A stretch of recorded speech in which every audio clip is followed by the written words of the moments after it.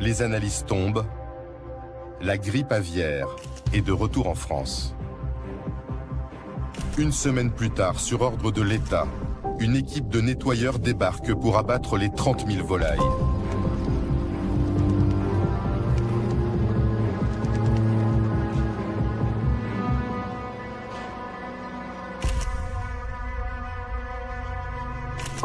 Tous les élevages alentours subissent le même sort. Plus de 300 communes sont placées sous haute surveillance. Derrière ces images d'abattage massif, peu de Français savent que si ce virus contamine un être humain, il le tue, dans la moitié des cas. Une véritable menace pour l'humanité.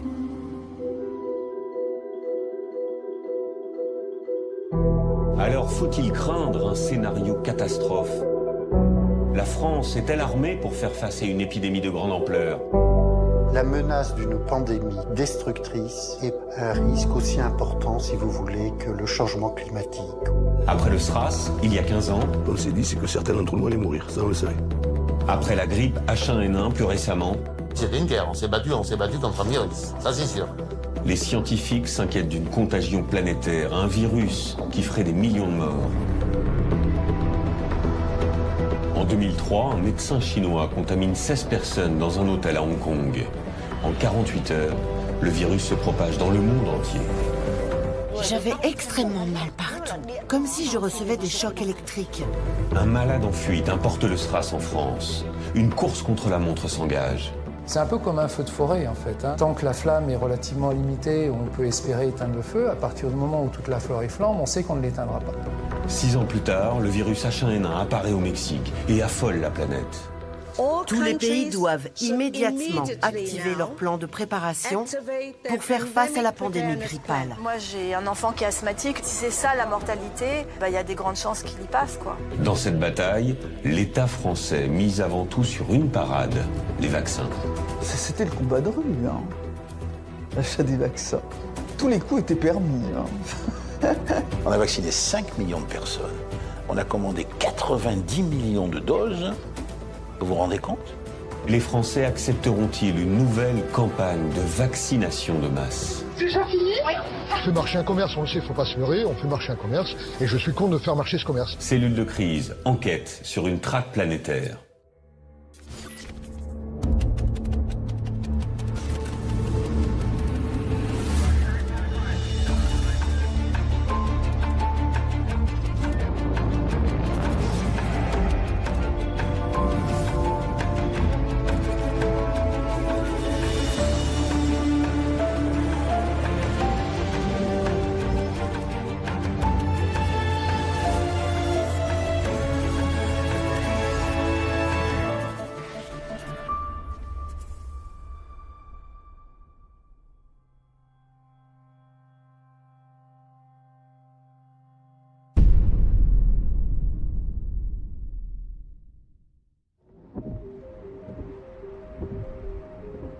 Ce 12 novembre 2009 à Paris, la ministre de la Santé Roselyne Bachelot va se prêter à un exercice de communication qu'aucun ministre n'avait osé jusque-là. Tournez-vous vers les photographes. Elle met en scène sa vaccination contre un nouveau virus, la grippe H1N1, qui fait trembler les autorités depuis des mois. Faut le refaire. Une autre dose. Donc une vaccination totalement indolore, faite par des personnels, vous voyez, extrêmement compétents. Pour inciter les Français à suivre son exemple, la ministre tente de les effrayer. Cette grippe, elle présente des formes qui peuvent être très très graves. Il y a aujourd'hui 25 personnes qui sont par exemple hospitalisées dans les hôpitaux de Paris avec 10 petits-enfants qui présentent des formes extrêmement graves avec leurs poumons qui sont détruits, qui sont attaqués par le virus H1N1. Mais les Français ne croient pas au danger de cette grippe. Seuls 8% d'entre eux se font vacciner. Pendant 3 mois, les centres de vaccination restent vides.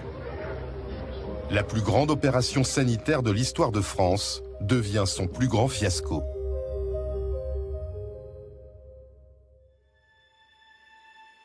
Pour comprendre la méfiance des Français et l'inquiétude des autorités, il faut remonter le temps, 6 ans plus tôt, lors de la première pandémie du XXIe siècle, celle du SRAS, un nouveau virus qui a traumatisé le monde.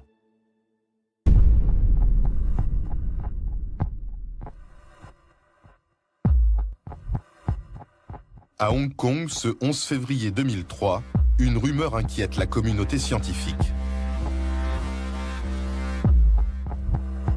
À la faculté de médecine, le spécialiste des virus Malik Peiris a entendu parler d'une maladie mystérieuse qui aurait fait des centaines de morts à Canton, en Chine, à 2 heures de train. Les choses étaient très confuses. Il y avait beaucoup de rumeurs. Certaines disaient qu'il s'agissait d'une grippe, d'autres parlaient d'une bactérie. On a aussi appris que la population de Canton paniquait. Les gens dévalisaient les magasins pour acheter du vinaigre, car ils croyaient à tort qu'en faisant bouillir du vinaigre, cela stériliserait l'air et les protégerait de la maladie. L'État chinois refuse de donner des précisions, alors que cette maladie peut contaminer Hong Kong d'un moment à l'autre. Face à cette menace imprévisible, Malik Peiris envoie 2 de ses collègues à Canton. Sans prévenir les autorités, ils prennent le train pour passer la frontière qui sépare Hong Kong du reste de la Chine.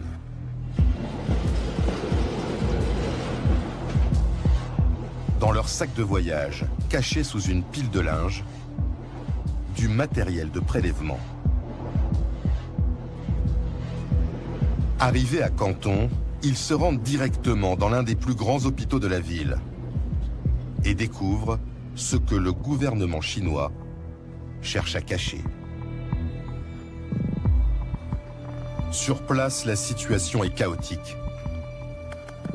Des dizaines de patients, le regard hagard, sont en détresse respiratoire.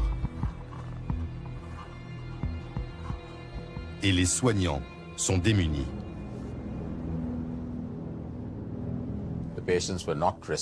Les patients ne réagissaient pas aux antibiotiques que nous avons l'habitude d'utiliser. Il y avait plusieurs malades au sein de même famille.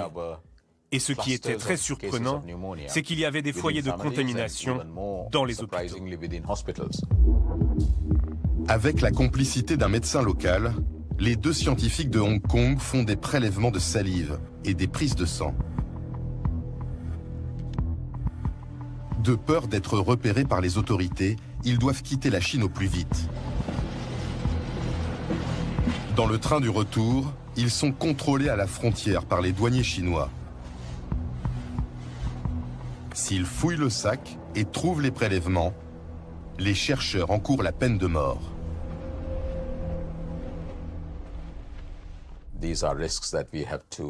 C'est un risque que nous devions prendre, car c'était une situation d'urgence qui pouvait avoir de graves répercussions. Le soir même, de retour au laboratoire, l'équipe de Malik Peiris se dépêche d'analyser les prélèvements avant qu'ils ne se détériorent.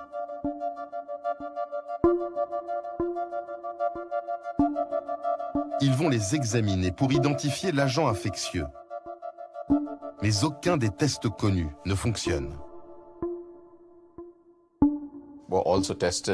Nous les avons testés sur tous les virus respiratoires que nous connaissions.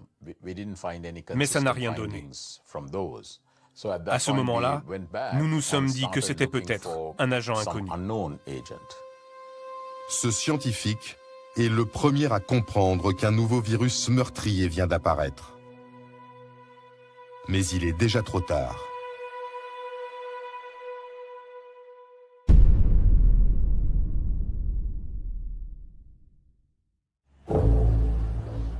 Le 21 février, le docteur Liu prend le bus à Canton. Ce médecin hospitalier doit assister à un mariage à Hong Kong. Dans l'après-midi, il arrive dans la mégapole de 7 millions d'habitants, plaque tournante du commerce mondial. Le docteur Liu descend en centre-ville à l'hôtel Métropole, un établissement fréquenté par une clientèle internationale. Il a de la fièvre et de violentes quintes de toux.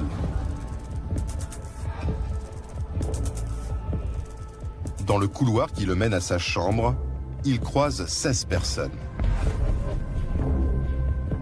Des hommes d'affaires, des touristes et une hôtesse de l'air de Singapour.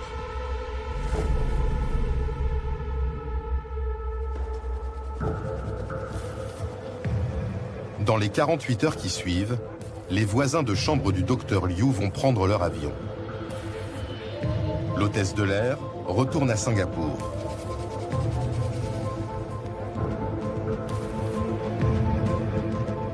Un couple de Britanniques se rend à Manille, aux Philippines.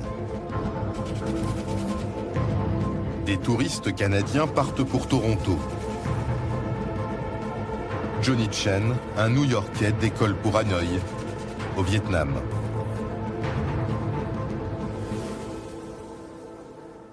Le virus s'envole pour contaminer le monde.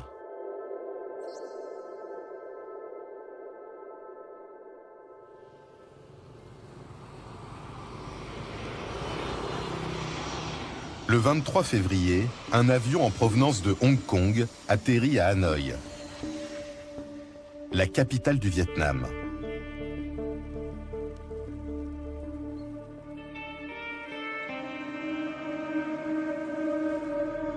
Avec ses 7 millions d'habitants, Hanoï est une ville dense et bouillonnante qui s'engage tout juste sur la voie de la modernité.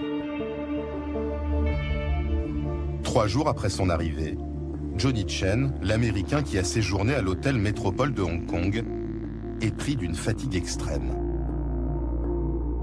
Ce négociant en jeans se rend dans une clinique privée où travaillent des Français et des Vietnamiens. Il est examiné dans l'urgence par le docteur Tu. À son arrivée, le patient Johnny Chen avait une forte fièvre. Il était épuisé. Il avait des douleurs musculaires sur tout le corps et il toussait énormément. Le médecin lui prescrit une radio des poumons. Le docteur Popinet voit cette radio et il dit « Il y a quelque chose qui me chagrine sur cette radio, c'est une radio atypique ». Donc, on décide une hospitalisation. Jean-François Cabot, le pneumologue de l'hôpital, ne comprend pas lui non plus ce qu'il se passe. C'est un syndrome grippal majeur, avec fièvre, plus. Il a l'oxygène, la saturation d'oxygène à 60% à peu près, ce qui est gravissime. On estime que c'est une grippe. Mais j'ai jamais vu une grippe se dégrader aussi rapidement. Menti Nguyen est de garde à la maternité. Cette sage-femme n'aurait jamais dû croiser Johnny Chen.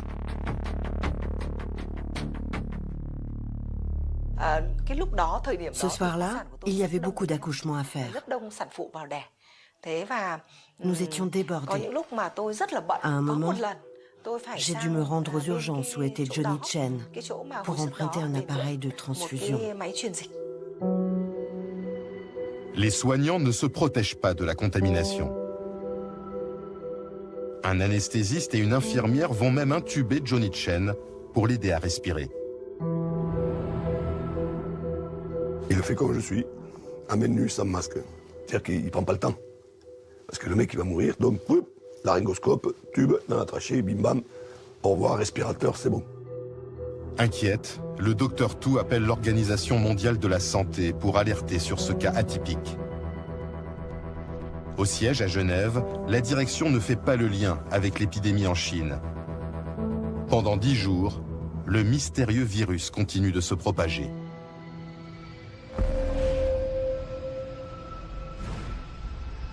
Toutes les personnes qui ont été contaminées par le docteur Liu à l'hôtel Métropole de Hong Kong vont répandre la maladie sur leur passage.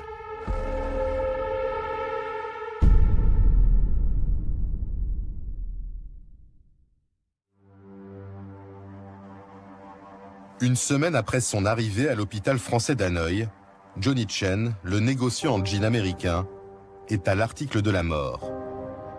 et certains soignants ressentent les premiers symptômes.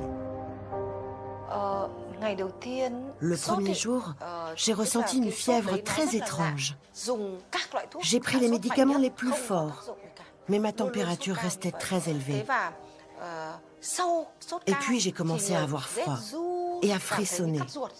Je me recouvrais de plusieurs couvertures, mais j'avais toujours aussi froid. J'avais extrêmement mal partout, comme si je recevais des chocs électriques. Et j'avais l'impression que ma tête allait exploser. Vient ensuite le tour du pneumologue Jean-François Cabot. Je suis à Hanoi avec les potes, on est au resto, et puis on rentre à pied en fait pour rentrer à l'hôtel, il y a 3 km à faire après, et puis j'arrive pas à les suivre. Je suis crevé, et j'ai des douleurs, j'ai des myalgies, et j'ai des frissons. Le même jour, 6 autres soignants tombent malades.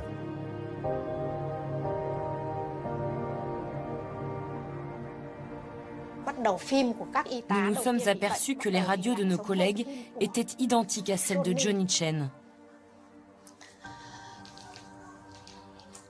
Là, nous avons compris qu'ils les avaient tous contaminés et qu'il y aurait forcément des cas aussi graves parmi nous. Le lendemain, la maladie touche 5 autres collègues. Quel est le prochain ?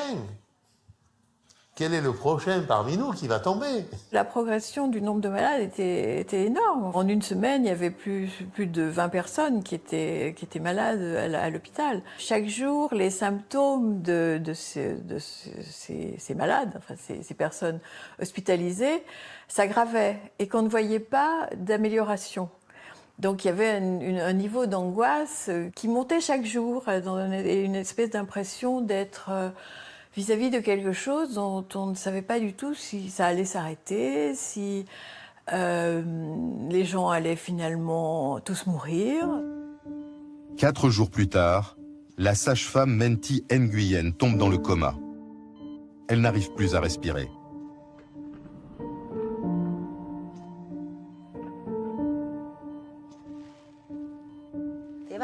Ils ont décidé de m'ouvrir la gorge. Une infirmière devait actionner une pompe manuelle pour faire entrer l'air dans mes poumons.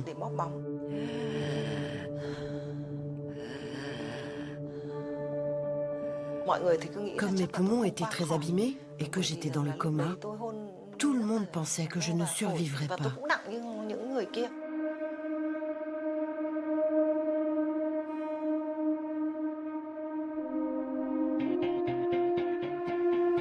À ce moment-là, la plupart des médecins français de l'hôpital, effrayés par cette étrange maladie, rentrent en France précipitamment. Ah bien, il y en a qui sont partis, depuis le départ. Des médecins français, d'autres personnes qui ont, pour différentes raisons, hein, mais ils sont partis. Oui. Et hop, ils quittaient le bateau. Donc, Seuls 4 médecins français sur 12 restent à l'hôpital. Alors qu'aucun soignant vietnamien ne quitte son poste.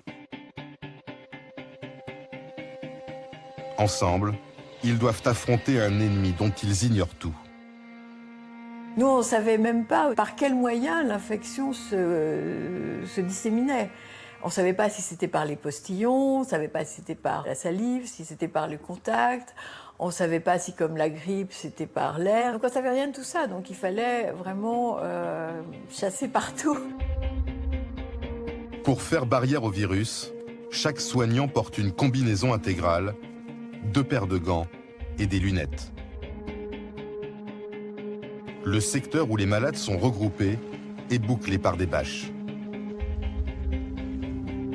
Le matériel stérilisé entre par l'ascenseur. Tout objet souillé repart par les escaliers. C'était une guerre, on s'est battu contre un virus, ça c'est sûr. Et le plan d'action qui a été mis en place, c'était mis en place exactement comme une armée quand ils vont au combat. Il y a un premier bataillon qui est là, s'il tombe, il y a un deuxième bataillon qui arrive derrière, s'il tombe, le troisième bataillon qui est là. Et puis ensuite on peut arrêter puisqu'il n'y aura plus personne. Le personnel décide de se cloîtrer dans l'hôpital. Plus personne ne peut ni entrer, ni sortir. On s'est dit tous ensemble qu'on allait fermer l'hôpital pour que ça aille pas ailleurs. Et par contre, ce qu'on s'est dit, c'est que certains d'entre nous allaient mourir. Ça, on le savait. Médecins et infirmiers campent dans des dortoirs improvisés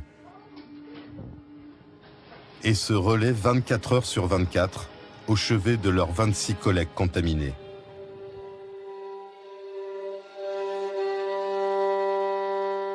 Bien évidemment, au début, j'avais très peur.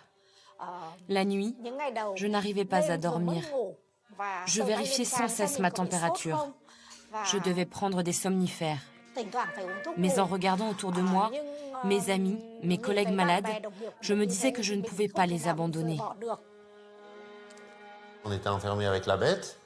La plupart des gens et moi-même, notre premier instinct, c'était aussi, soyons clairs, protéger notre famille. Moi, je ne connais pas contaminer ma femme, d'autres allaient contaminer leur mari, leurs enfants et tout ce qui s'ensuit. Je ne voulais pas prendre de risques aussi là-dessus. En s'enfermant avec le virus, les employés de cette petite clinique espèrent protéger le Vietnam de la contamination.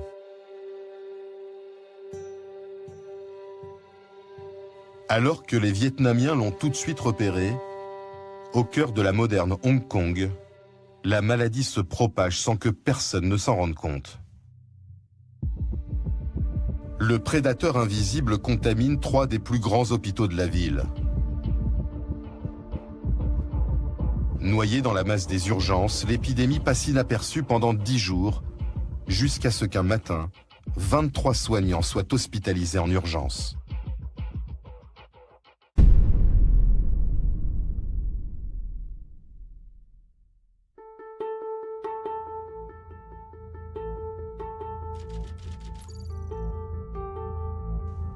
À Genève, alertée par les pays touchés, la direction de l'OMS décide qu'il est temps d'avertir le monde. C'est la première fois que nous lançons une alerte mondiale. Nous faisons cela pour prévenir le plus rapidement possible les populations et les autorités sanitaires de tous les pays qu'il y a en ce moment une maladie qui peut se répandre sur la planète entière. L'ambiance à l'OMS, c'est un peu branle-bas de combat. Est-ce qu'on va pouvoir faire face? Est-ce qu'on ne va pas être dépassé? Une épidémie, c'est une course contre la montre, puisqu'il faut le plus tôt possible, tant qu'elle est gérable, intervenir. Les experts de l'OMS nomment cette maladie inconnue du nom de ses symptômes. Ils l'appellent le SRAS, syndrome respiratoire aigu sévère.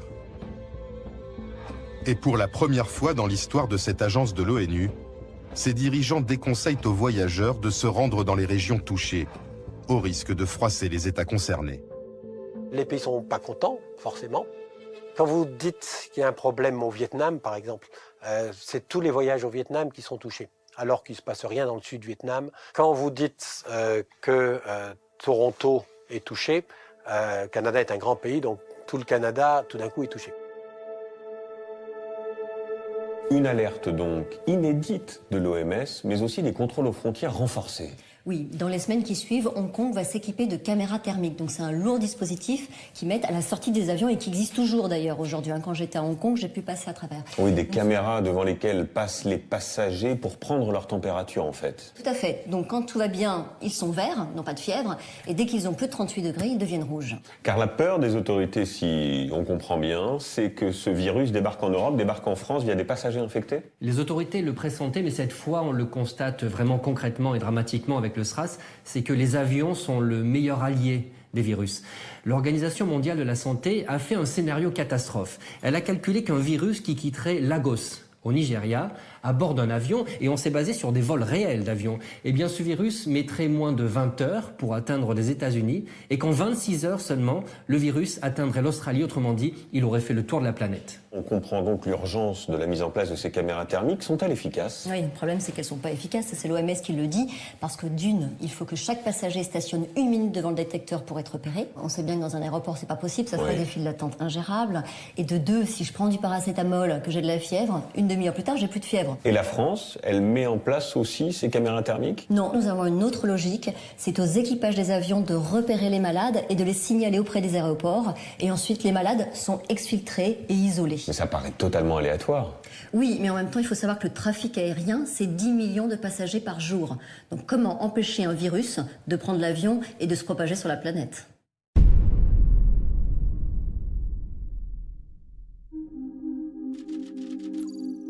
À Genève, dans les heures qui suivent l'alerte, les dirigeants de l'OMS lancent un appel aux grandes nations scientifiques. Elles doivent immédiatement mobiliser leurs meilleures équipes de recherche pour identifier le virus du SRAS. Une étape essentielle pour créer un vaccin. L'épidémiologiste Guénel Rodier doit tenter de coordonner des laboratoires concurrents. Pour chaque laboratoire, ils savent qu'ils ont une opportunité extraordinaire d'être peut-être le premier, un peu comme on l'a vu au début du sida, sur cette compétition qui va découvrir le virus du sida, là, qui va découvrir le virus du SRAS. Donc il y a aussi cet élément d'émulation et de compétition. Entre certains chercheurs, la guerre sera frontale.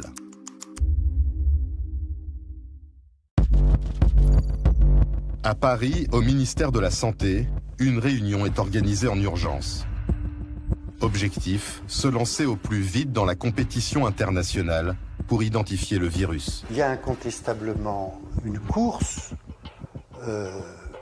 avec des préoccupations qui sont liées à la réputation, aux honneurs pour celui qui a identifié le premier. Et puis, si on identifie le virus ou le germe en cause, on va aussi être en mesure de développer des tests diagnostiques, voire un vaccin. Donc il y a aussi des enjeux de santé publique et des enjeux commerciaux. Jean-Claude Manuguera, virologue de l'Institut Pasteur, se porte aussitôt volontaire pour traquer le virus. Tout jeune chercheur à l'époque, c'est sa première grande mission. Il y a un côté un peu frustrant d'être à des milliers de kilomètres alors que quelque chose se passe. Et pour pouvoir travailler, il faut pouvoir disposer de virus qui poussent. En début de crise, on n'a pas accès à ce matériel, sauf si on va le chercher. 2 jours plus tard, Jean-Claude Manuguera, accompagné d'une équipe de médecins, atterrit au Vietnam. Ils se rendent aussitôt à l'hôpital français d'Hanoï, où le personnel vit reclus. C'est un jour très triste quand on arrive parce que c'était le jour du décès de la première personne morte de cette maladie. Moi, j'étais assez impressionné par on peut dire le courage des gens qui étaient là et qui continuaient à travailler, que les gens étaient à leur poste et que les gens ne flanchaient pas. Ce jour-là, 26 soignants sont malades. 5 dans un état critique. J'avais très peur quand je voyais mes amis, mes collègues, qui étaient en train de mourir.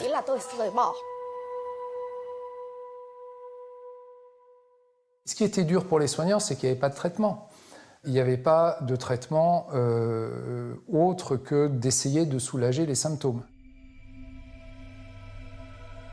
Autour de l'établissement, les rues se sont vidées. Dans la ville, les rumeurs les plus folles courent sur cet hôpital qui rendrait malade.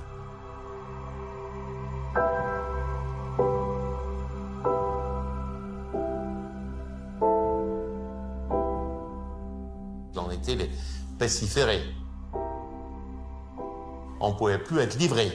Ils avaient tellement peur que le virus sorte de l'autre côté de la rue qu'il n'y avait plus personne. J'ai un ami hôtelier, avec d'autres personnes, ils ont monté un petit comité pour nous amener de la nourriture ici. Donc, ils déposaient la nourriture à l'extérieur, on allait chercher la nourriture qu'on amenait à l'intérieur.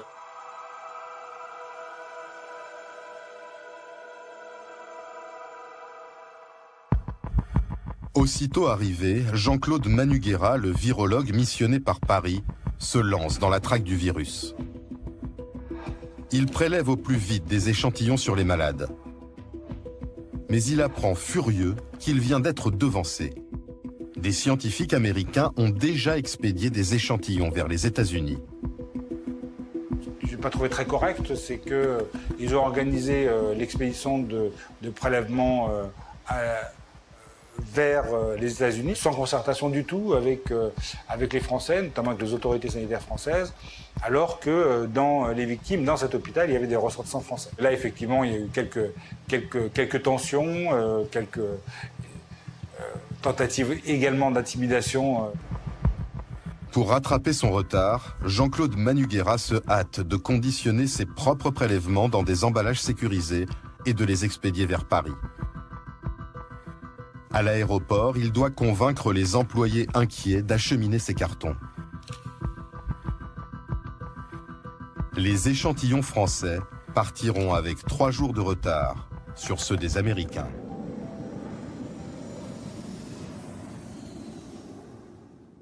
Pourquoi cette folle compétition, on l'a vu, entre chercheurs américains et chercheurs français? Il faut savoir que les enjeux sont énormes et c'est quelque chose que j'ai découvert lors de mon enquête. Il y a un peu un tabou de la part des chercheurs à en parler. Ils ne veulent pas dire qu'en fait ils font ça aussi pour les honneurs, parce que pour un chercheur, avoir la reconnaissance internationale, c'est exister et c'est obtenir des financements et des subventions pour sa recherche. Mais en somme, c'est la guerre commerciale qui dicte cette course au vaccin. Il faut avoir une bonne idée des deux forces en présence. D'un côté, vous avez un mastodonte de la recherche, les Américains du CDC, le Centre de contrôle des maladies.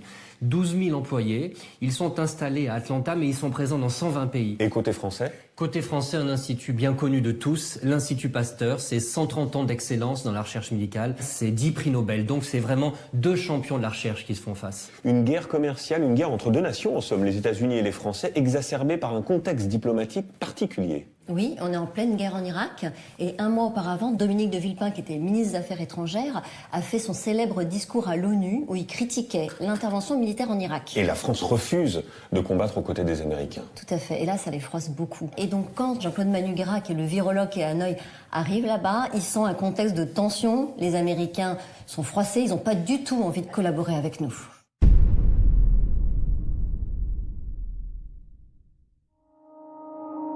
Dix jours après l'alerte de l'OMS, le virus a touché 5 pays d'Europe, mais pas encore la France. Jusqu'à ce 22 mars, où le danger va arriver sur le territoire à cause d'un Français qui connaît pourtant parfaitement les risques, un médecin. Dans une chambre d'hôtel d'Hanoï, un cardiologue de l'hôpital français, fiévreux depuis 2 jours, s'apprête à rentrer chez lui dans le Nord-Pas-de-Calais, en secret. Il ne prévient qu'une seule personne à l'hôpital de Tourcoing, où exerce Benoît Guéry. Ce cardiologue était un ami proche du chef de service de maladies infectieuses et donc l'appelle en lui disant « Voilà, je suis à Hanoï et depuis quelques jours, là, je tousse, je crache, donc je présente des signes respiratoires et je pense que je suis infecté par ce virus. Je prends l'avion et je viens dans ton service. » Il y a un instinct de survie et il s'est dit « Si je reste là, ben c'est tout, c'est terminé. » Le 22 mars, une nouvelle fois, le virus s'envole. Il va rejoindre Paris. Dans l'avion, l'état du cardiologue s'aggrave et il ne porte aucune protection. Les 371 passagers et l'équipage risquent d'être contaminés. À 6h50 du matin, le SRAS arrive pour la première fois en France. À l'aéroport de Roissy, le cardiologue prend un taxi. Plus de 2 heures de huis clos avec le chauffeur pour rejoindre en toute discrétion l'hôpital de Tourcoing, où tout est prêt pour l'accueillir. Il est rentré dans l'hôpital avec un trajet dédié qui permettait de rencontrer personne, d'arriver directement dans le bon couloir, qui l'amenait dans la bonne chambre, au sein de laquelle on a fermé la porte. Son ami, le chef de service des maladies infectieuses, ne prévient pas le ministère de la Santé de l'arrivée de ce patient à haut risque. Pour l'isoler, le personnel doit fermer la moitié du service de réanimation et tout confiner par des bâches en plastique. On a vidé 6 ou 7 chambres, donc les patients ont été transférés sur l'île et sur les réanimations autour. On avait dû couper toutes les ventilations parce que là, en fait, si on laissait la ventilation allumée, vous aviez un risque de recirculation s'il y avait du virus qui passait sur l'ensemble des chambres et l'ensemble du service. Tout était compliqué. Alors faire un scanner, ça voulait dire d'une part isoler le scanner, il fallait que les couloirs soient sécurisés pour l'emmener, il fallait qu'il y ait une équipe qui fasse la désinfection une fois que le patient était sorti. Donc un scanner qui normalement prend 30 minutes, si tout se passe bien, bah là on en avait pour 3 heures. Ce malade coûte 15 000 € par jour, 10 fois plus qu'un patient classique. Près de 48 heures après l'arrivée du SRAS en France, l'hôpital de Tourcoing finit par avertir le ministère de la Santé à Paris. Et là, c'est un tremblement de terre. Le défi pour les autorités, empêcher la propagation du virus en France. On s'aperçoit que nous sommes démunis. Le premier problème que nous avons à résoudre et qui va demander une mobilisation de dizaines de personnes au ministère pendant tout un week-end, c'est trouver la liste des personnes qui étaient sur cet avion. Ensuite, on a une liste de passagers, mais il faut trouver où ils habitent pour pouvoir les contacter. Donc les préfectures sont mobilisées. Ensuite, il faut trouver des éléments de langage, c'est-à-dire il faut être vis-à-vis de ces gens-là suffisamment persuasif pour leur faire comprendre qu'il faut qu'elles voient un médecin, ce qui veut dire que quand même, il faut clairement leur expliquer qu'il y a une menace grave. Et sur tout ça, en fait, on bricole, les procédures ne sont pas prêtes, on invente au cas par cas. Grâce à cette enquête sur le vol Hanoï-Paris, le ministère de la Santé retrace le parcours du malade du SRAS. Parmi toutes les personnes qu'il a croisées, 3 tombent malades dans les jours qui suivent. Une hôtesse de l'air de Montpellier, un homme originaire de Bordeaux et un autre de Besançon. Ce dernier, radiologue de profession, va donner des sueurs froides aux autorités. Fiévreux, il est hospitalisé, placé en quarantaine. Après une semaine, n'en pouvant plus de cet isolement, il sort de l'hôpital contre l'avis médical. Il ne porte aucune protection et risque de contaminer les gens sur son passage. Dans une situation comme celle-là, où il faut, pour la protection de la santé collective, que des personnes soient isolées à domicile ou en milieu hospitalier, l'instrument juridique, la loi ou le règlement qui permet de le faire en toute légalité n'est pas disponible. Si on envoie les forces de police pour contraindre la liberté, on est dans une situation d'abus de pouvoir et l'État sera condamné. Malgré ce risque juridique, le directeur général de la Santé décide d'appeler les gendarmes. Un véhicule se positionne devant le domicile du radiologue. Quelques heures plus tard, sous la pression, le malade accepte de retourner à l'hôpital. Parce qu'à l'époque, la loi ne permet pas une hospitalisation forcée, même si le patient est hautement contagieux? Oui, et ça, les autorités se rendent compte à ce moment-là qu'il manque une loi pour contraindre. Ce qu'il faut savoir, c'est qu'à l'époque, il y a à la tête de la Direction Générale de la Santé une forte personnalité, c'est Lucien Benaïm. Et il comprend que là, il y a un cas de force majeure et qu'il faut enfreindre la loi pour protéger la population. Donc il va faire appeler les gendarmes et il va leur dire, écoutez, vous vous postez devant le domicile du radiologue et s'il sort, vous l'interpellez. Et aujourd'hui, que dit la loi? Est-ce qu'il est possible en France d'hospitaliser de façon forcée un patient? C'est désormais possible grâce à une nouvelle loi au Code de la santé publique. Et il est possible de mettre à l'isolement ou en quarantaine un patient qui serait contagieux ou qui serait même susceptible d'être contagieux. Cette loi d'ailleurs a été appliquée une fois, en 2012, dans l'Aveyron.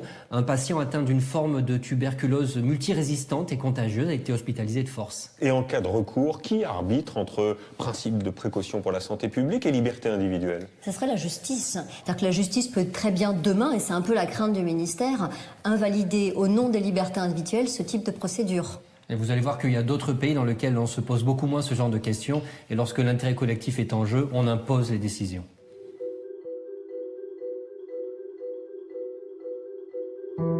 À Hong Kong, un mois après le début de l'épidémie, le SRAS a déjà infecté près de 500 personnes. Pour protéger la population, le gouvernement doit prendre des mesures extrêmes. À 2h30 du matin, le commandant de police Mike McCulley reçoit un appel.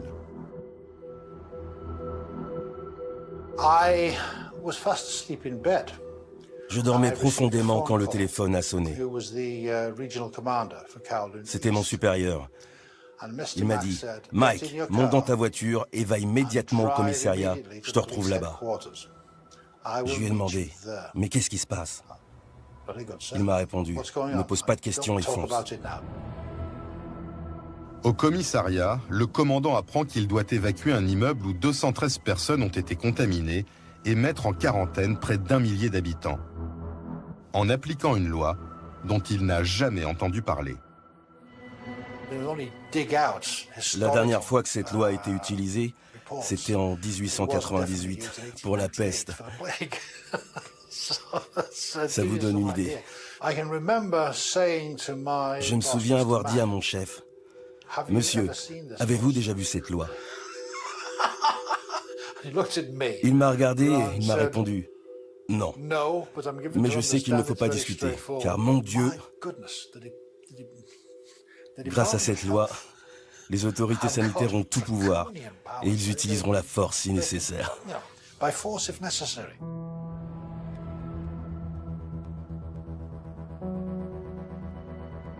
En pleine nuit, plusieurs unités de police sont appelées en renfort pour effectuer cette lourde opération.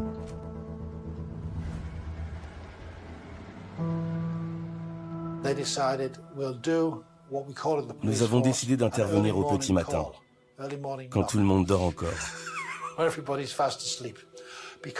C'est très important d'agir tôt pour empêcher les personnes infectées qui ne se sentent pas malades de quitter leur domicile. Si elles vont au travail ou à l'école, comme elles en ont l'habitude, on les perd dans la ville.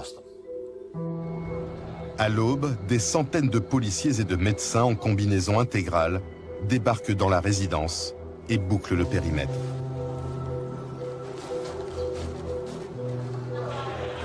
Ils font du porte-à-porte pour vider les appartements et examiner un par un les habitants pour repérer ceux qui présenteraient des symptômes. Beaucoup sont sous le choc. Il y avait des gens qui paniquaient.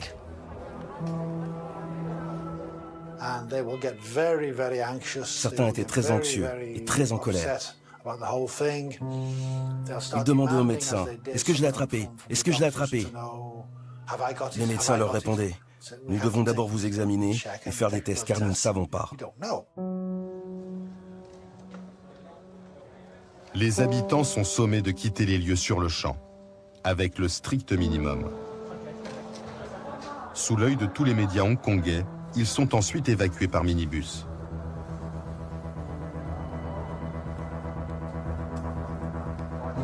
Les policiers font seulement attention à ne pas séparer les familles.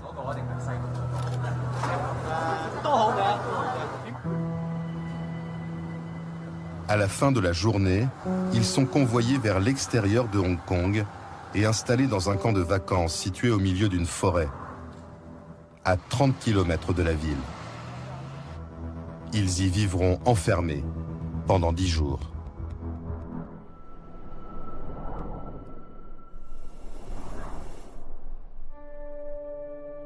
Dès le lendemain, les autorités stérilisent de fond en comble leur immeuble, ainsi que les 18 autres de leur vaste résidence.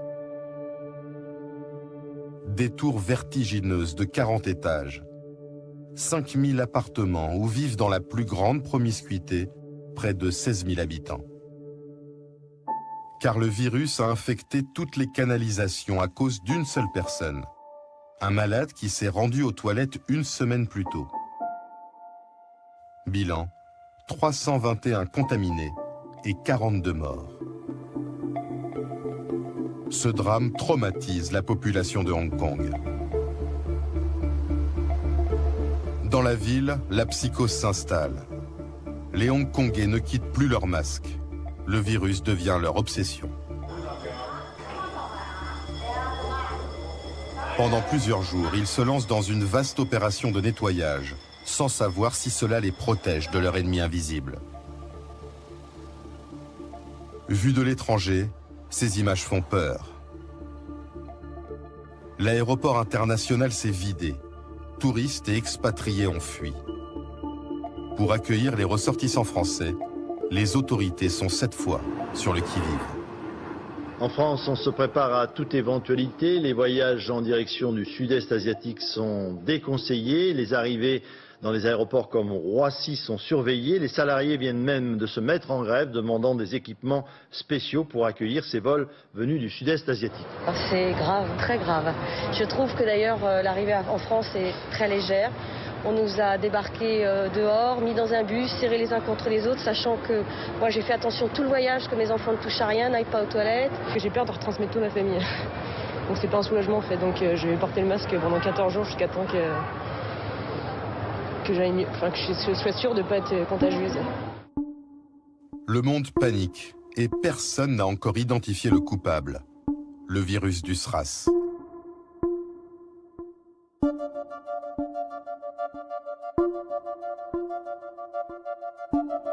À l'université de médecine de Hong Kong, un petit laboratoire de biologie travaille sans relâche depuis le début de la pandémie pour repérer l'agent infectieux.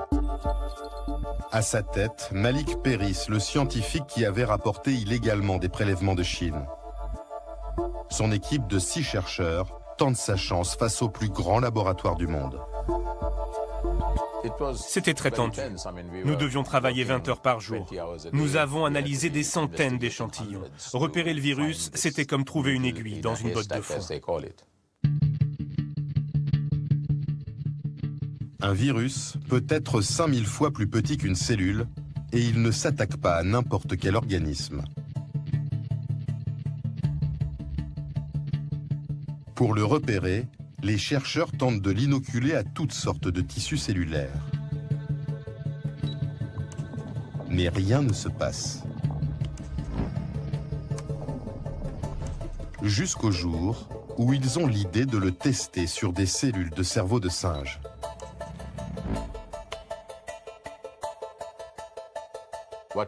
À un moment, sur les cultures cellulaires, on a vu 2 à 3 cellules qui semblaient inhabituelles.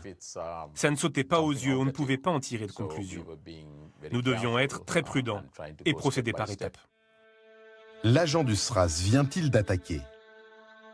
Pour le savoir, les équipes de Malik Peiris vont explorer au microscope la moindre particule des 2 cellules de singe qui semblent infectées. Quand une nuit, après 2 jours d'observation, le tueur leur apparaît enfin. C'était vraiment un moment très excitant. On a pu voir le virus à l'intérieur des cellules. En regardant plus précisément, on a pu déterminer sa forme et sa taille. Il s'agissait d'un nouveau virus de type coronavirus. Le lendemain, 2 semaines après l'alerte planétaire, Malik Peiris annonce au monde sa découverte lors d'une conférence de presse. Son petit laboratoire vient de gagner la compétition contre les grands centres de recherche français et américains. Voici le virus responsable de cette maladie inconnue. À ce moment-là, l'autre grande question était d'où vient ce virus? On a constaté que les tout premiers malades avaient un lien avec les marchés d'animaux sauvages. Soit ils travaillaient sur ces marchés, soit ils étaient employés dans les restaurants qui abattaient et servaient ce gibier.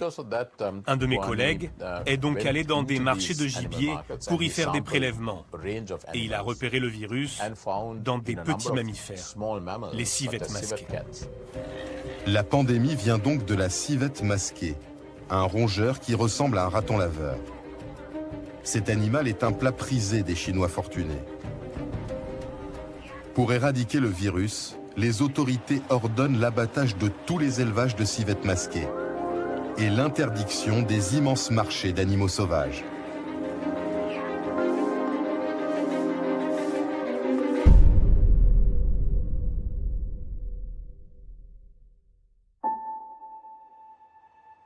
À l'hôpital français d'Hanoï, la guerre contre le SRAS dure depuis plus d'1 mois. 39 personnes sont tombées malades. Toutes sont des soignants. 5 n'ont pas survécu. Par peur de la contagion, l'État vietnamien a établi un protocole strict pour les dépouilles des disparus. Nous devions retirer leurs vêtements et les brûler. Ensuite, nous devions nettoyer leur corps avec un produit désinfectant, puis l'emballer dans un sac avant de le mettre dans un cercueil. Il fallait aussi recouvrir le cercueil de poudre de chlore. Et à la fin, le cercueil était envoyé au crématorium d'Hanoï.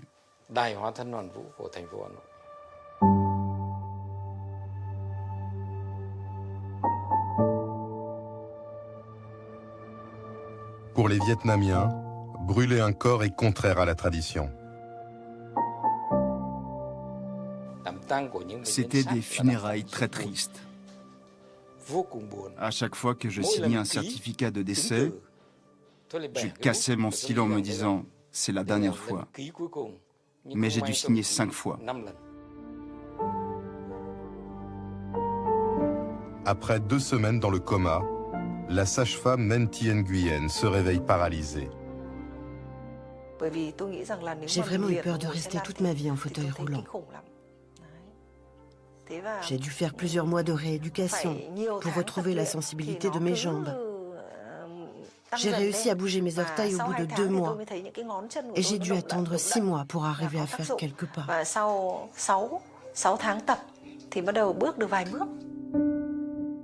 Le pneumologue Jean-François Cabot ouvre les yeux lui aussi, après 10 jours de coma.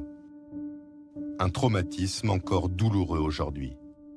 Et ça, dans ma tête, ça, je me rappelle, et je pense que physiquement, ça m'a coûté beaucoup parce que j'ai dû dépenser une énergie phénoménale pour pas crever. Ce que je peux vous dire, c'est que je voulais pas mourir. Voilà. Une fois le dernier malade guéri, l'armée vietnamienne débarque pour une désinfection complète des locaux.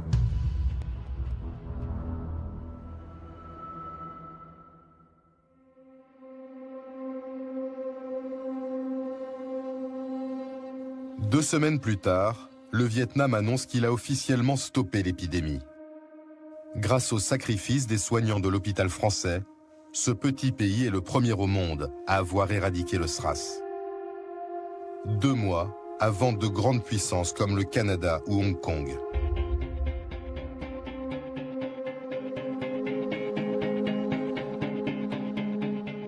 Dans le monde, le virus du SRAS a touché 29 pays. Près de 800 personnes en sont mortes, dont le docteur Liu, le médecin de Canton qui a contaminé l'hôtel de Hong Kong, Johnny Chen, le négociant en jean de New York, et le cardiologue français, hospitalisé à Tourcoing.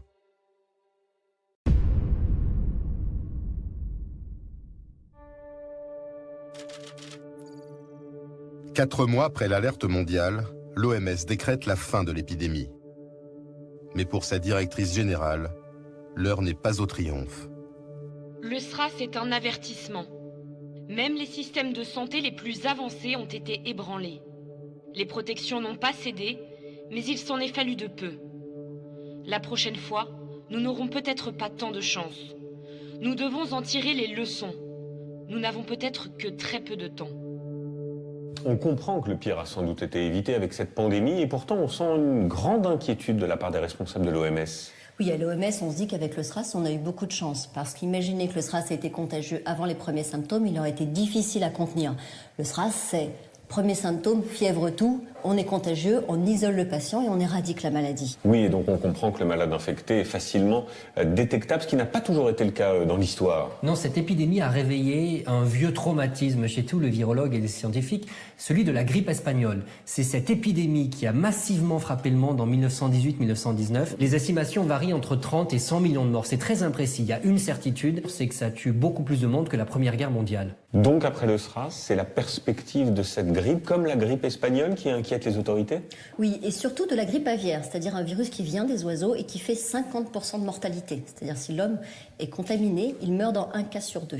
Aujourd'hui, pour être contaminé, il faut avoir un contact rapproché avec les volailles. Mais la grande peur, c'est que ce virus mute, s'adapte et devienne transmissible d'homme à homme.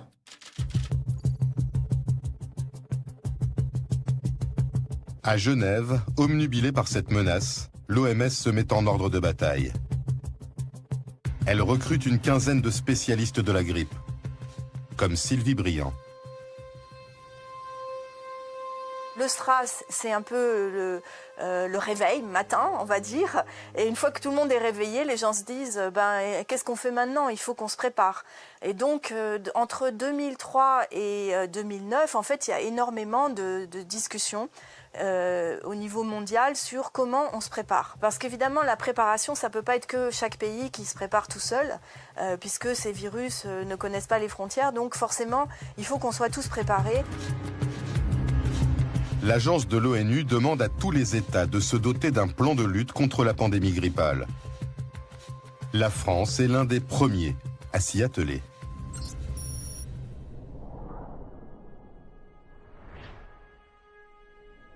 À Paris, au ministère de la Santé, Didier Houssin est chargé de préparer le pays à une pandémie meurtrière.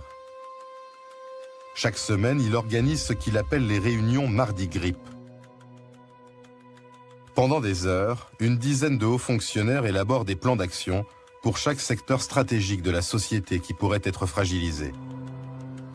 Dans une épidémie très importante, vous pouvez avoir par exemple 20 ou 30% d'absentéisme. Comment assurer la continuité de production de médicaments essentiels? Comment préparer le secteur funéraire? Comment est-ce qu'on va pouvoir prendre en charge un nombre de cadavres important? On est très vite sur des questions de continuité, d'activité de tous les secteurs de la société. Face à une grippe meurtrière, le meilleur moyen de protéger la population, ce sont les vaccins. Pour anticiper l'émergence d'un nouveau virus, les autorités passent des contrats avec des laboratoires pharmaceutiques. On avait donc passé ce qu'on appelle des contrats dormants, c'est-à-dire c'est des contrats qui permettent à l'industrie de préparer, de commencer à travailler sur des nouveaux vaccins qui ne sont activés qu'en cas de pandémie. Et en gros, les contrats étaient destinés à les encourager à faire ce travail de recherche et de développement. Pour ces contrats dormants, le gouvernement joue la carte nationale et choisit un laboratoire français, le géant Sanofi. L'État précommande 28 millions de vaccins pour 175 millions d'euros. S'il y a un phénomène extrêmement grave de type pandémique, c'est mieux d'avoir chez soi l'usine qui produit les vaccins. Parce que si l'usine est dans un pays voisin et que pour une raison X ou Y, le pays voisin ou lointain décide de bloquer la production et d'empêcher l'exportation pour que les vaccins soient attribués à sa population, il y a un problème. Après 6 années intenses de préparation, le plan est finalisé. La France est sur le pied de guerre.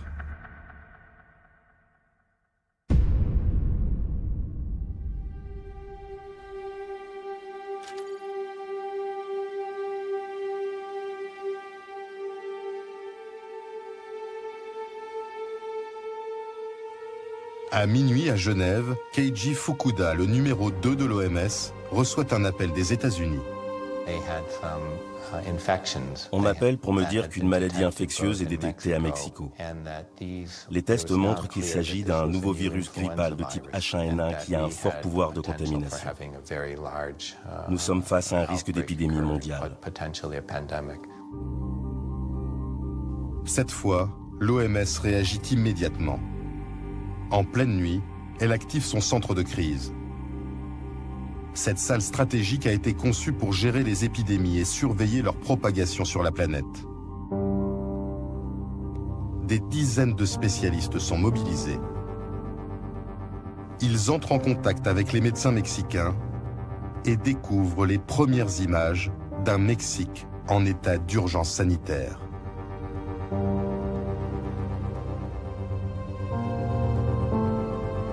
À Mexico, la capitale, le gouvernement a ordonné la fermeture des théâtres, des musées, des restaurants et des écoles. Dans la rue, les autorités distribuent des masques et organisent des consultations sous des chapiteaux. On apprend que de jeunes adultes sont touchés. Certains sont dans un état sévère, d'autres sont morts, et ça nous inquiète beaucoup. Le Mexique nous dit, nous, quand on fait les calculs, on a 28% de mortalité. Et c'est énorme. 28% pour de la grippe, c'est absolument catastrophique. Il faut voir que la mortalité pendant la pandémie de 1918, c'était 4%. Et c'était déjà énorme. Moi, j'ai un enfant qui est asthmatique et je me suis dit, bon ben voilà, quoi, il faut que je me prépare déjà, parce que si c'est ça la mortalité, y a des grandes chances qu'il y passe, quoi. Les experts de l'OMS contactent leur réseau basé sur les 5 continents pour savoir si le virus H1N1 s'est propagé ailleurs sur la planète. La première téléconférence, on avait plus de 200 lignes ouvertes. Dans certains endroits, il y avait 20, 30 personnes autour de téléphones pour essayer d'écouter. Tout le monde est très anxieux, chaque minute compte, il faut recueillir des informations très très vite, leur faire donner sens très très vite, et ça c'est vraiment un défi énorme. Les agents de l'OMS découvrent alors que le virus H1N1 a déjà touché 8 autres pays dans le monde. 3 jours après le début de la crise mexicaine, la directrice générale de l'OMS décide de passer en état d'alerte niveau 5 sur une échelle de 1 à 6. J'ai décidé de passer du niveau 4 au niveau 5 de l'alerte pandémique. Tous les pays doivent immédiatement activer leur plan de préparation pour faire face à la pandémie grippale. C'est un signal adressé au gouvernement, au ministère de la Santé, à tous les autres ministères, à l'industrie pharmaceutique et à l'ensemble des entreprises pour qu'elles prennent des mesures dans l'urgence et à un rythme accéléré. C'est bien l'humanité tout entière qui est menacée. L'OMS prévoit que la grippe H1N1 tuera 2 millions de personnes dans le monde.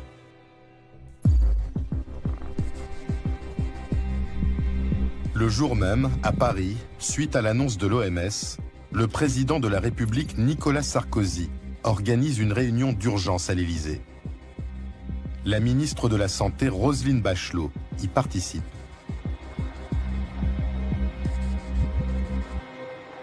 Nous sommes dans le salon vert de l'Élysée, le fameux salon vert de réunion qui se tient entre le bureau du président de la République et le bureau du secrétaire général de l'Élysée. Et il y a bien entendu le président de la République, en face de lui le Premier ministre, tous les ministres concernés. La feuille de route du président de la République, c'est il faut tout faire pour protéger les Français. On ne nous pardonnera pas de ne pas avoir pris les précautions maximum. Nicolas Sarkozy a en tête l'un des plus grands fiascos sanitaires de ces dernières années. L'événement qui structure la décision, c'est la canicule de 2003. Le président de la République était ministre de l'Intérieur en 2003. Et sa gestion de la circulation de l'information chez les pompiers a été pointée du doigt par la commission d'enquête parlementaire. Donc il y a au sommet de l'État cette idée qu'il faut tout faire pour éviter une sous-réaction et pour rassurer, on va surréagir. À la fin de la réunion à l'Élysée, le Premier ministre François Fillon va annoncer que la France actionne son plan de crise pandémique, alors qu'aucun cas de grippe n'est encore arrivé sur le territoire.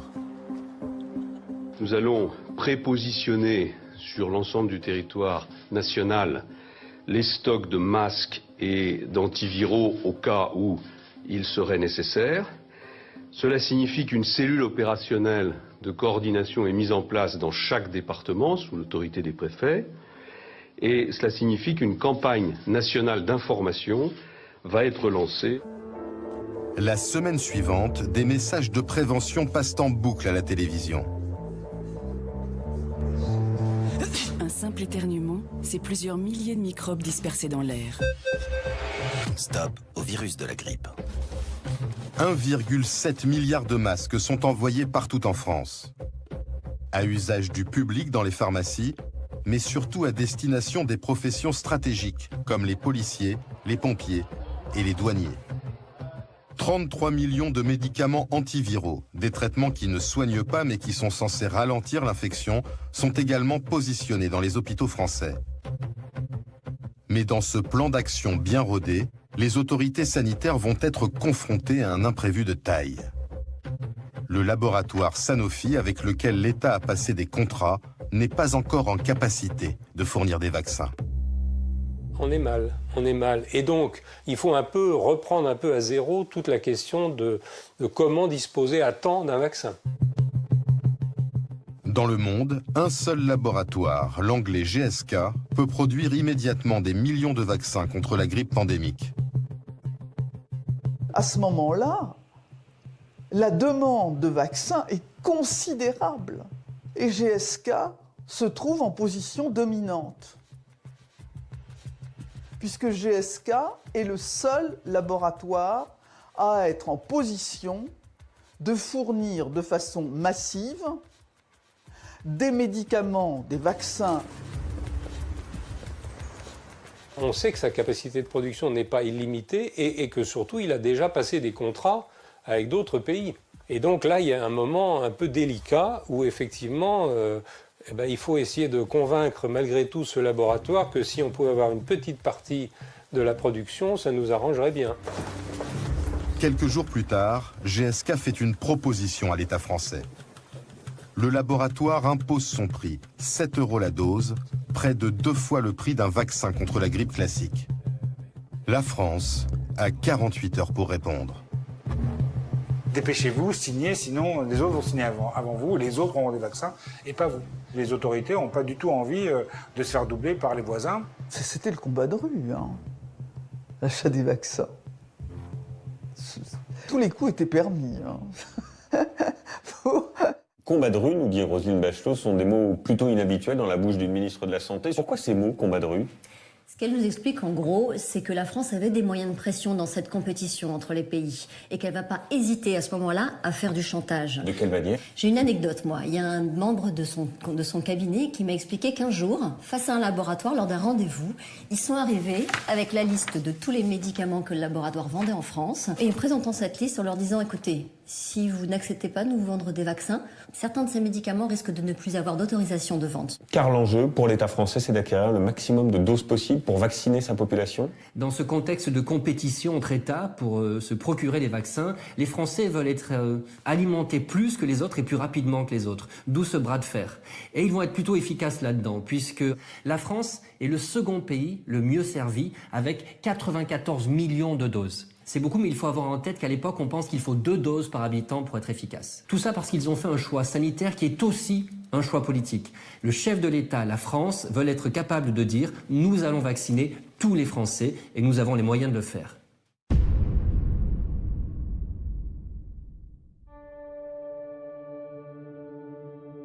Plus de 2 mois après le début de l'épidémie mondiale, en France, la grippe H1N1 n'a touché que 450 personnes. Aucune n'en est morte. Mais les autorités sanitaires redoutent l'hiver, car par temps froid, les virus deviennent très contagieux. Elles prédisent qu'il fera 30 000 morts. C'est sur la base de ces estimations que ce 15 juillet, Roselyne Bachelot annonce que tous les Français qui le souhaitent pourront se faire vacciner. J'ai négocié dans un contexte que vous connaissez de production mondiale limitée l'acquisition de vaccins à hauteur de 94 millions de doses. Ça représente 1 milliard d'euros au point de vue coût. Pour rassurer la population, c'est la ministre en charge de la Santé qui incarne la campagne de vaccination. Pourtant, en coulisses, ce n'est plus elle qui décide, mais le ministre de l'Intérieur, Brice Hortefeux. Une mise à l'écart que Roselyne Bachelot désapprouve. C'est pas faire injure aux fonctionnaires du ministère de l'Intérieur que de leur dire qu'ils ne connaissent pas très bien ce que c'est qu'un virus et qu'une épidémie. Chacun son métier, les vaches seront bien gardées, et les virus aussi. Je dis au Premier ministre, François Fillon, je lui dis, mais peut-être serait-il judicieux de laisser le pilotage de cette affaire au ministère de la Santé. Il me dit non, les préfets n'obéiront jamais au ministre de la Santé. Place Beauvau, le ministre de l'Intérieur a sous ses ordres une armée de 250 préfets pour organiser la plus grande opération sanitaire de l'histoire de France. Afin de vacciner plus de 60 millions de Français, Brice Hortefeux va leur ordonner de réquisitionner du personnel et des gymnases sur tout le territoire. Les préfets sont des acteurs interministériels, ils ont un pouvoir de rassemblement autour d'eux de tout un tas d'acteurs. En quelques semaines, on a été capable de monter 1000 centres de vaccination dans des gymnases, de façon organisée, avec des fonctionnaires de l'éducation nationale, des impôts qui étaient prêts à venir travailler, etc. Donc il y a une capacité d'organisation que moi je trouve assez remarquable. Cette décision de vacciner en dehors des cabinets médicaux est la première erreur politique du gouvernement. Fin juillet se tient une réunion qui va tout faire basculer. Le ministère de la Santé convoque plusieurs syndicats de médecins, dont le président de la puissante Confédération des syndicats médicaux. Avec ses confrères, il apprend que les généralistes sont exclus du dispositif de vaccination. Évidemment, tout de suite, je suis intervenu pour dire qu'on était là dans une folie. D'abord, on était inutile. Deuxièmement, nous étions humiliés. Ça veut dire qu'on ne reconnaissait pas en nous la capacité de vacciner. Ce qui m'a été répondu, c'est que, en fait, je ne connaissais rien. En fait, nous n'étions pas au fait de ce qui se passe en temps de guerre. Les médecins comprennent aussi qu'ils vont passer à côté de millions de consultations. On est sorti furieux de cette réunion et nous avons clamé haut et fort, on l'a dit publiquement, que nous allions à la catastrophe. Dans les semaines qui suivent, de nombreux médecins s'abordent la campagne de vaccination dans l'intimité de leur cabinet. Les médecins ayant été exclus du dispositif de vaccination n'auront de cesse de dire à leurs patients, on en a la preuve, on a des enquêtes qui le montrent, qu'il ne faut pas se faire vacciner par le vaccin H1N1 et qu'il faut se contenter du vaccin saisonnier habituel.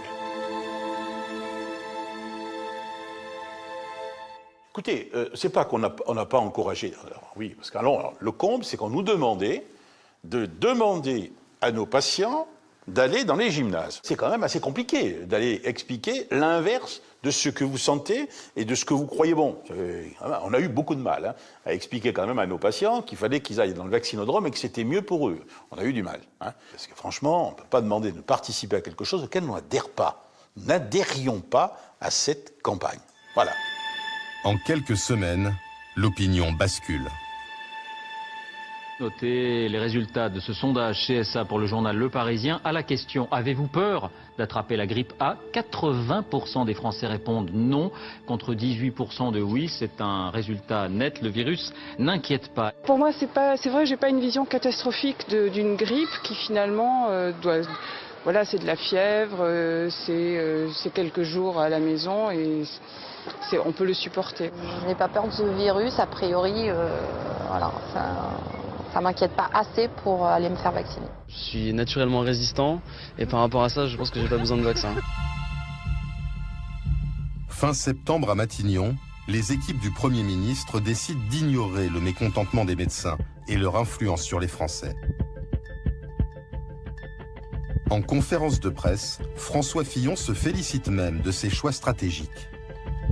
La préparation que nous avons mis en place depuis maintenant plusieurs mois fonctionne. La stratégie que nous avons, avec Madame Bachelot, décidée est une stratégie qui est adaptée. Elle est adaptée aux nécessités de la lutte contre l'épidémie. Dans la salle, plusieurs journalistes tentent de tempérer cet optimisme en citant des sondages inquiétants. Comment vous réagissez? Est-ce que ça veut dire que les campagnes d'information du gouvernement ont échoué? Pour beaucoup de nos concitoyens, cette pandémie est pour le moment théorique. Et actuellement, la progression de la pandémie est très très rapide. Et donc beaucoup de ceux qui peut-être ne se sentent pas concernés par la vaccination vont au contact de la montée de la pandémie sans doute changer d'avis. L'épidémie meurtrière tant annoncée n'arrivera jamais. Quelques jours plus tard, le ministère de la Santé reçoit le premier bilan officiel sur la mortalité du virus H1N1. En 6 mois, il n'a tué que 4000 personnes dans le monde, loin des 2 millions prévus par l'OMS. L'épidémie est là, mais donne une maladie qui est plutôt moins grave que le virus de la grippe habituel. Quand on reçoit ce signal en France en septembre,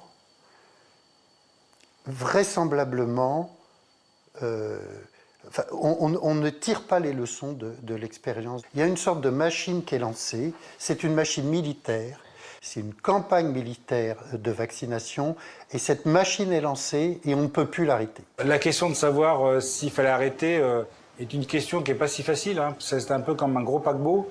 L'arrêter ou le faire changer de cap, c'est pas évident, il y a une inertie extrêmement grande. Dans les laboratoires pharmaceutiques, les chaînes de fabrication de vaccins sont lancées. Cette production de masse a été déclenchée en moins de 6 mois. Un temps record qui crée des doutes sur l'innocuité de ce nouveau vaccin. Dans les semaines qui suivent, les autorités sanitaires sont confrontées à une montée des critiques dans les médias, y compris des professionnels de santé.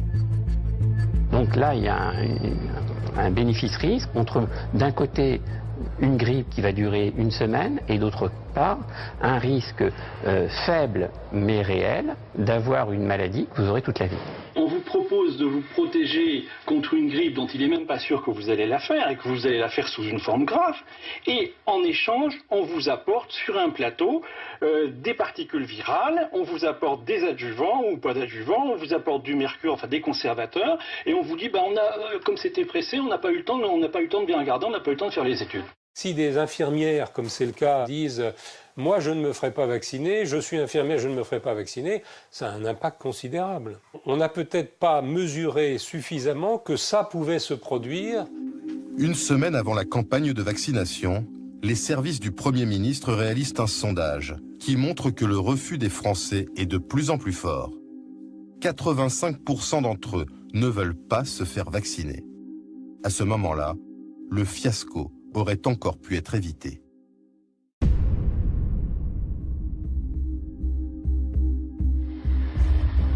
Malgré les réticences de l'opinion, le gouvernement s'obstine et la campagne est lancée. Sous escorte de la gendarmerie, des centaines de milliers de vaccins traversent la France pour rejoindre plus de 1000 centres de vaccination. C'est ce jour-là que la ministre de la Santé se met en scène. 33 000 infirmiers et médecins sont mobilisés. Mais les Français boudent l'opération et les gymnases restent déserts.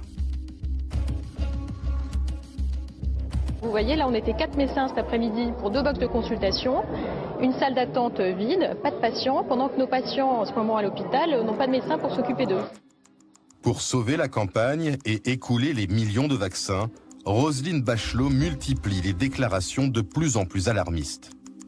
Vous savez que quand on a vu dans un service hospitalier le parenchyme d'un petit bébé atteint irrémédiablement par le virus H1N1, qu'on a vu en réanimation des femmes enceintes, des jeunes gens présenter des formes fulminantes et mourir en 2 ou 3 heures avec cette forme de grippe, eh bien je vous assure... je vous dis la vérité.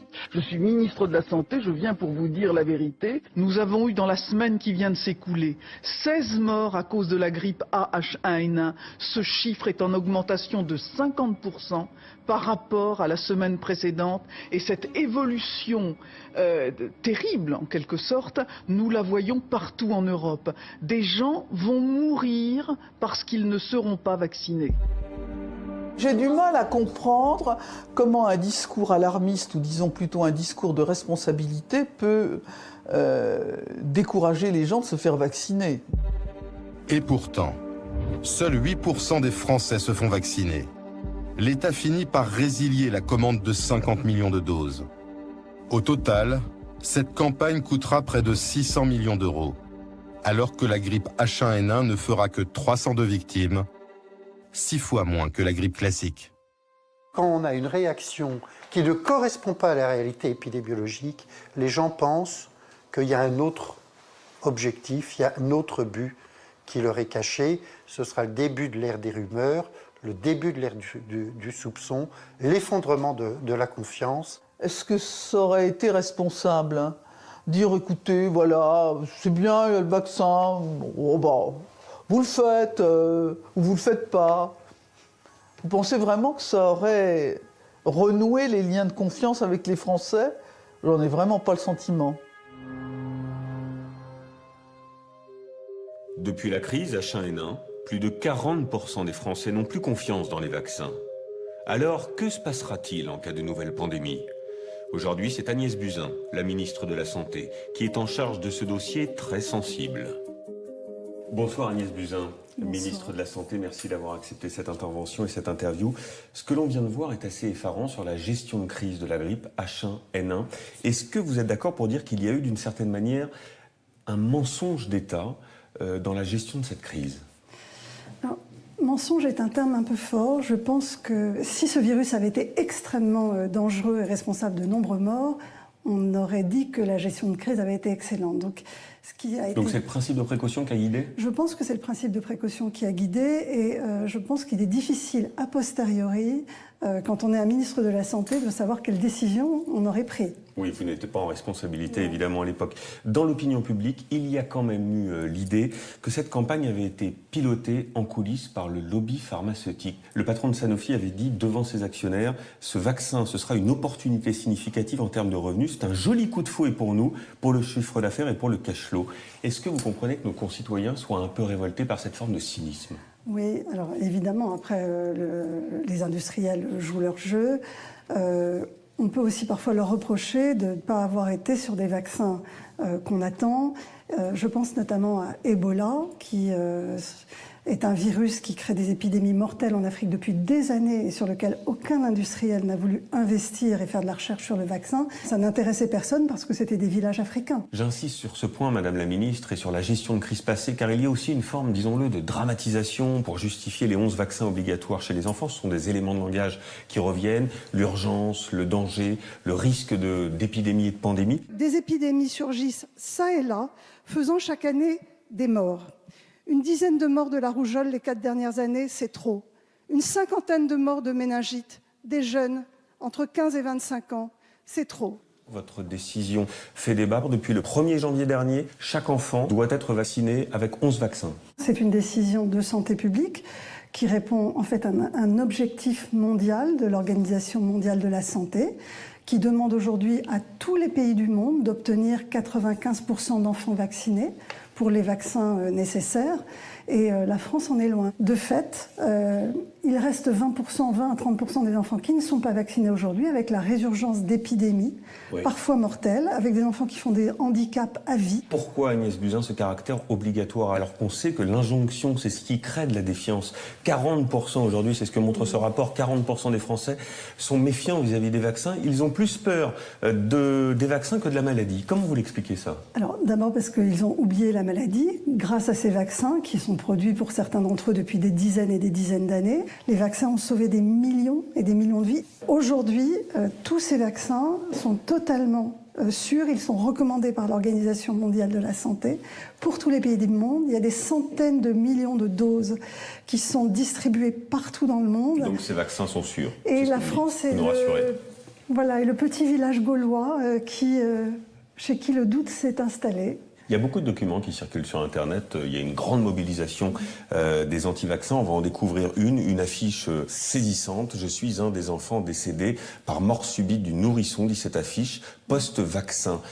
Quelle stratégie vous mettez en place au sein du gouvernement pour lutter contre ce type d'information? D'abord, est-ce que c'est de la désinformation? Oui, c'est une fake news complètement, puisque l'ensemble des études scientifiques qui ont été menées montrent qu'au contraire, les vaccins protégeraient. La dernière étude faite en Angleterre montrerait plutôt qu'il y a moins de morts subites du nourrisson chez les enfants vaccinés. Et puis, les réseaux sociaux sont aujourd'hui un média sur lequel il est très difficile d'intervenir en temps réel. Quand vous êtes une institution, on a plus l'habitude des grandes campagnes. Et c'est quelque part la responsabilité des pouvoirs publics que de protéger les gens, même s'ils ont des angoisses et des doutes. Un peu comme quand on a rendu le port de la ceinture obligatoire. Y aura-t-il des contrôles, Madame la Ministre, pour vérifier que les enfants ont bel et bien été vaccinés? Donc le carnet de vaccination sera demandé à l'entrée en collectivité. C'est exactement ce qui est fait dans beaucoup de pays industrialisés, notamment aux États-Unis. Les vaccins ne sont pas obligatoires aux États-Unis, mais en fait, vous ne rentrez pas en collectivité, en crèche ou à l'école si vous n'êtes pas vacciné. Donc ce sera le cas aussi en France. Ce sera pareil. Et il y aura des sanctions contre les médecins récalcitrants, contre les parents? Alors, l'objectif, c'était pas de sanctionner, c'était de rendre confiance. Donc, je n'avais pas envie qu'il y ait des sanctions financières. Je pense que les médecins prennent un risque s'ils acceptent de faire des faux certificats, parce que si un enfant meurt un jour, parce que un médecin aura fait un faux certificat et ne l'aura pas fait vacciner, je pense que sa responsabilité pénale sera engagée. Une pandémie de grande ampleur, est-ce que c'est quelque chose que vous redoutez? Oui, je crois que quand on arrive dans ce ministère, on a peur de deux choses, d'une crise autour d'un médicament où on n'aurait pas vu un effet secondaire, et puis évidemment l'apparition d'un nouveau virus, d'un virus qui muterait et qui serait responsable d'une pandémie de grande ampleur. Il y a maintenant des alertes internationales, il y a des exercices que nous faisons au niveau international pour voir comment les pays réagissent par rapport à ces grandes pandémies. Pour moi, c'est une vigilance de tous les instants. Je les regarde tous les soirs. Je reçois un bulletin tous les soirs de mon administration sur l'état des épidémies dans le monde et les virus émergents. Merci Agnès Buzyn. Merci d'avoir été notre invitée pour conclure ce film, Cellule de crise. Merci de votre fidélité. À très vite pour un nouveau rendez-vous de Cellule de crise. Belle fin de soirée sur France 2.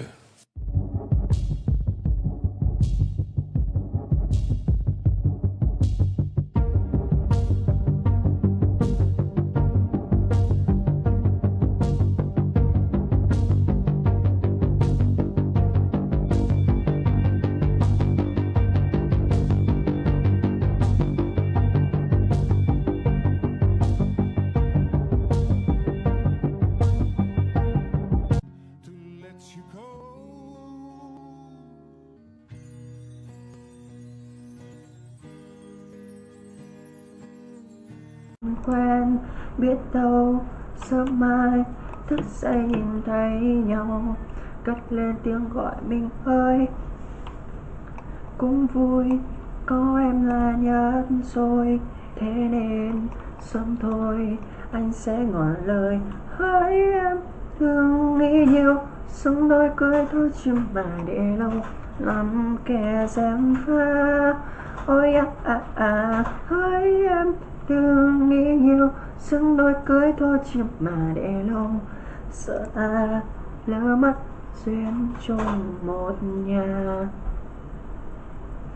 Hai bên gia đình cũng rất ân tình, cho nên đôi mình chẳng thể linh tinh. Em ơi em mà, anh nghĩ chúng ta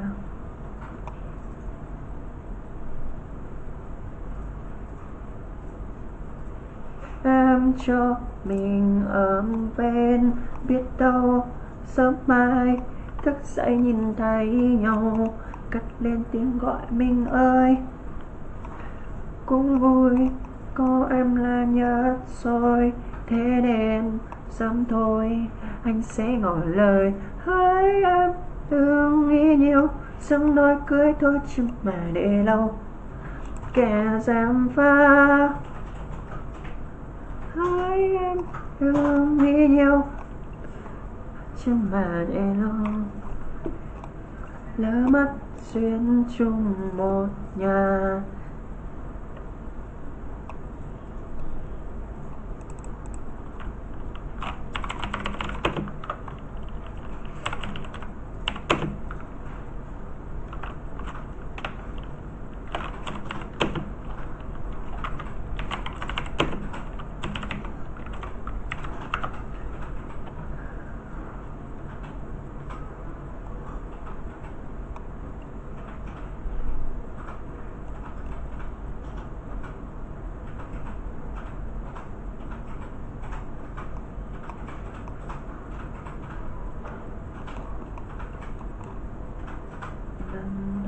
Anh thấy em yêu mềm,